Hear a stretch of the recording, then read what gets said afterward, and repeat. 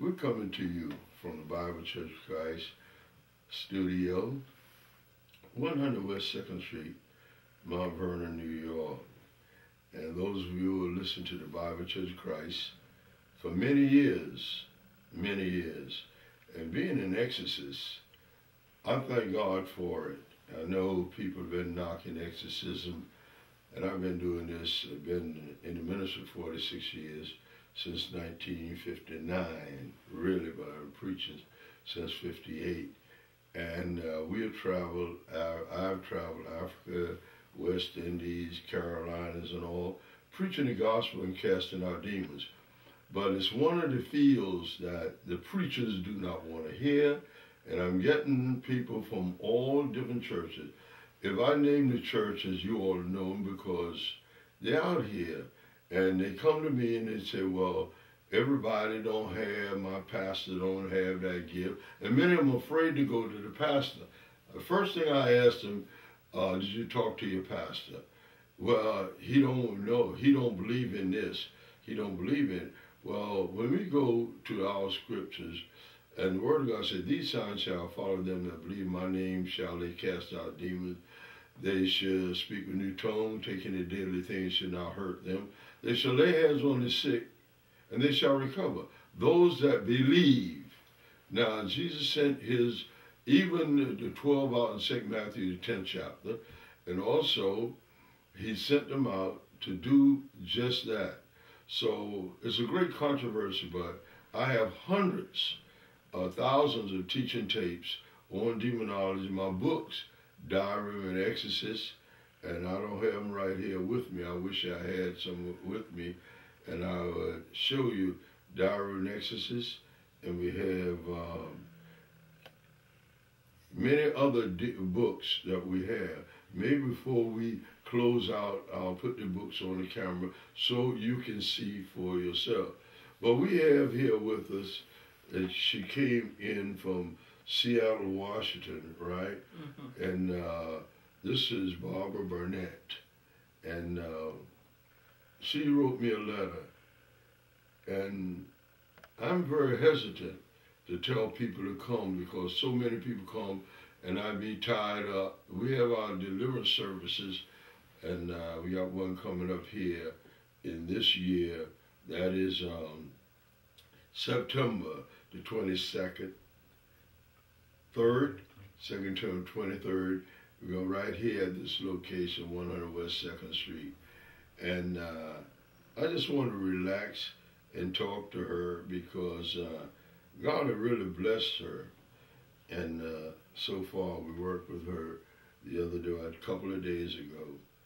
And when she called, and I'm going to let her tell you, now you said to me, Barbara, that when you wrote the letter that you were demon-possessed.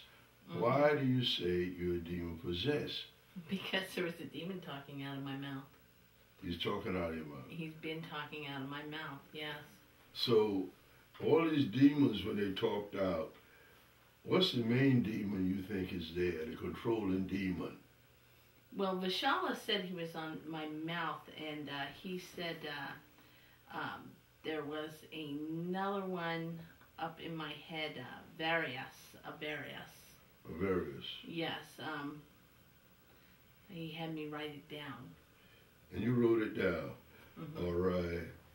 What was the woman, Nicola? Nicola? Yeah. Yes, that's just when he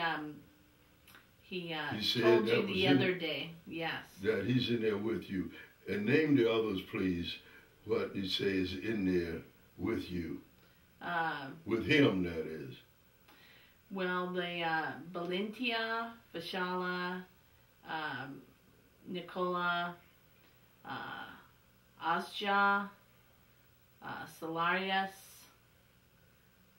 Avarius, Jasarian, and Hosharius. Okay, now one thing you had said to me, now when I cast out demons, I identify them by their action. If it's a lying demon, God said, no lies shall tarry in his sight. And I also spoke about Jezebel, spirit there. Now, I've cast out Jezebel, and I've cast out all this hundreds and hundreds of demons, but I identify them by the things they do. And even in the scripture, you know, the name, you get a name, or say, for instance, Judas. He betrayed, so everybody know you're not going to name your child Judas. No. See? So what I do, I identify them by their action. Now, you said, matter of fact, the demon was talking to me, and he said that it didn't lose their names, that all the demons still call Lucifer. Call him Lucifer. We call him the devil, the adversary. See? But yet you call him Lucifer. What do you think about that? How? Well, Vishala said that all the names they had in heaven they kept. They kept the same name they had in heaven. And I heard once that they called him Satan because Lucifer doesn't like to be called Lucifer by human beings. So in order to keep Christians from buying trouble, he called him Satan, and that's more to his liking. But it means the enemy. And so right, that's what the Bible says. Yes. Yes. So it's all conducive to, yes, all demons are technically Satan. Right, right, yeah. But it does say Satan and his angels, so it specifies Satan and the angels also as separate. You know, that is true, because I know that Satan, one of the demons, I call him a demon, and he raved at me and called his name. And then I look at the thing and I said, wait a minute. Well, that's what you are, a demon. He said, I'm not a demon. Then next, here, the demon's talking to me, and he said, don't mind being called a demon because that's what he is. So he likes to antagonize human beings. He likes to destroy them. Okay, so what I want to do now, anything you want to say, because I'm going to call the demon forward. Because we on tape, you know this. You don't mind it, right? No. You don't mind? No, not at all. Not at all. Not at but all. Somebody going to learn from this tape here. That's what I want. But you said when you go back home, that's what you want to do. Let the people know what has happened to you. Yes, and be aware of what might be happening to them as well. You know, I work with many people and talk with many people and talk to them and bring them in and out and talk to the demon and so forth.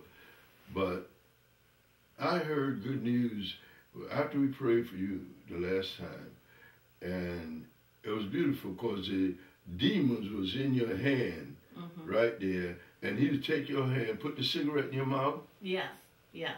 The feet would walk me to the store. Walk you to the store? There were demons in my feet, and they were literally walking me to the store. The one in my mouth was ordering the cigarettes, and the other one here was pulling out the money and putting it on the counter.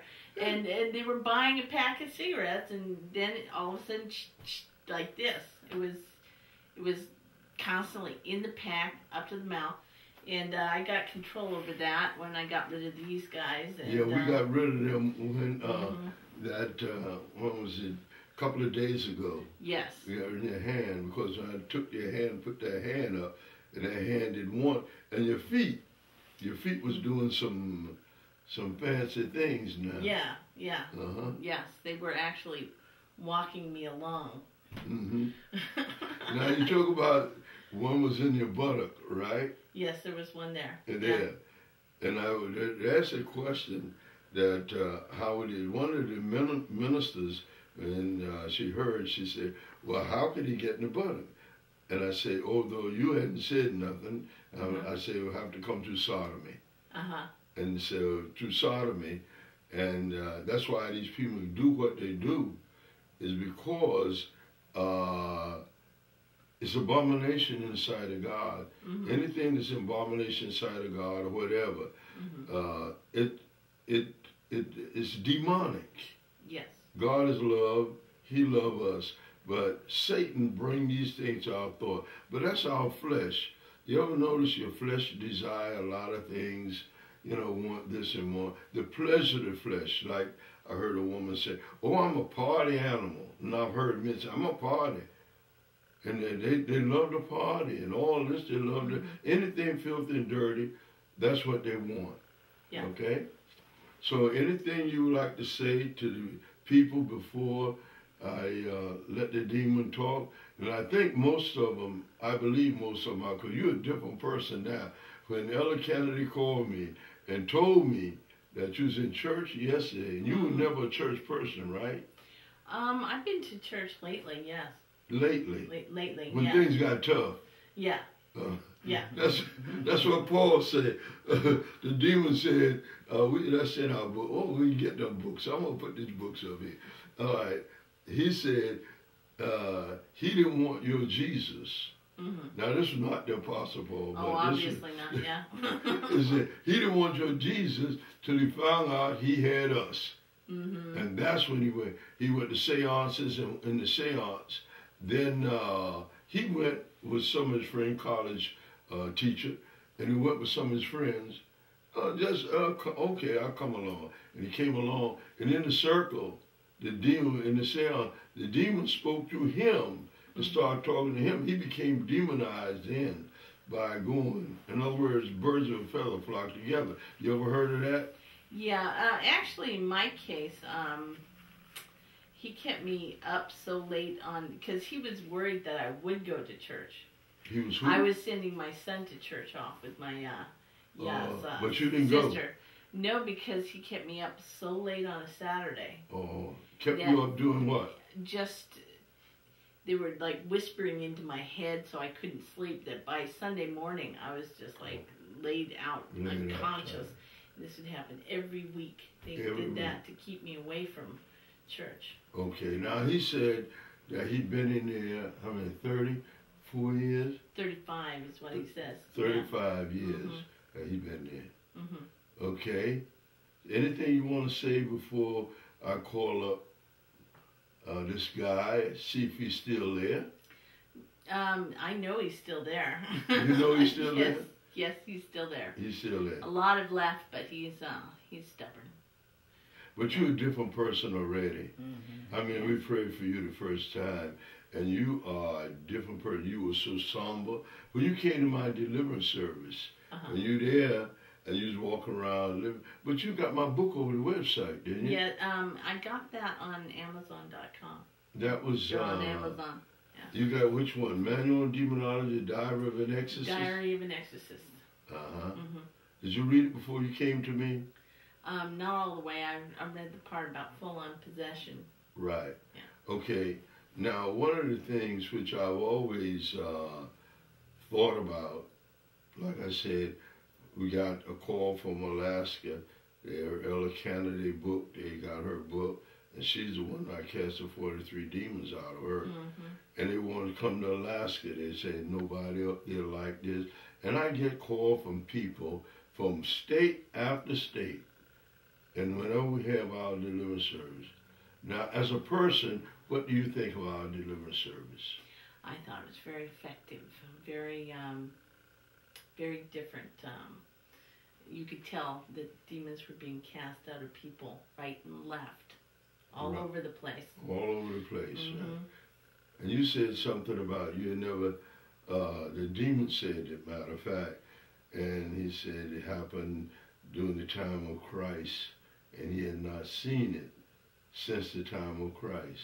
Yes, people coming to one spot and being delivered.